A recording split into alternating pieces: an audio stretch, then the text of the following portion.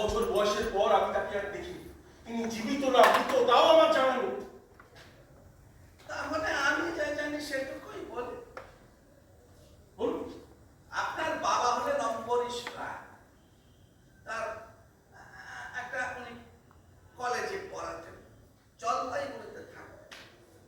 নিজের বোন বা ভাই কেউ ছিল না, তাই আপনার কাকা বা পিসি কেউ নেই। বেশ, এবার অন্য কথায় আসা যাক।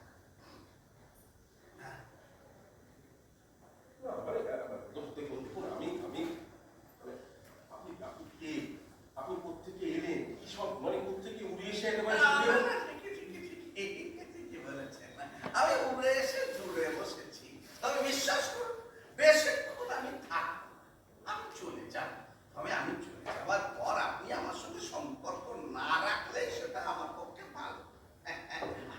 আরেকটু সহ্য করুন, আপনি লাভবান হবে। লাভবান? হ্যাঁ।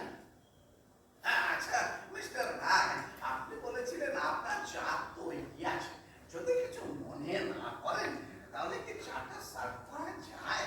মানে কথা বলতে বলতে এই গলাটা কেমন চা চা করছে, বোধ করি আপনারও তো প্রয়োজন হয়েছে।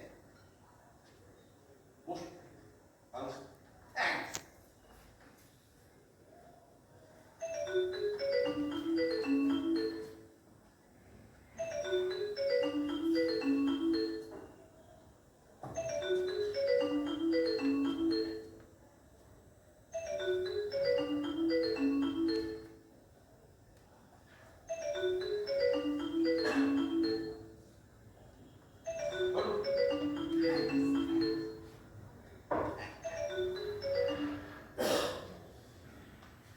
বললেন না যে ফালতু বল। ফালতু কল।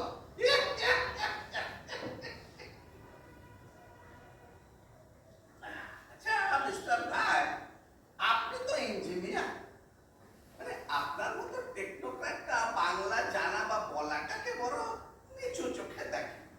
আপনার কি এই প্রবাদটি সম্বন্ধে জানা আছে?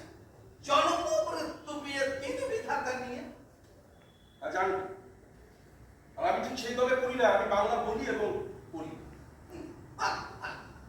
আচ্ছা আপনার মনে হয় যে এই প্রবাদটি যিনি রচনা করেছিলেন তিনি অনেকটা গুলিয়ে ফেলেছেন?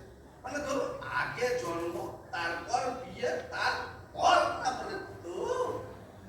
হ্যাঁ, ওটা আসলে রাইমিং এর সুবিধার জন্য, যাকে বলা হয় পোয়েটিক লাইসেন্স। এমনও তো হতে পারে যিনি এটি রচনা করেছিলেন তার বিয়ের পর তার গা হাত পা মুখ সব পুড়ে গিয়েছিল, তাই তিনি মেনে করতে চেয়েছেন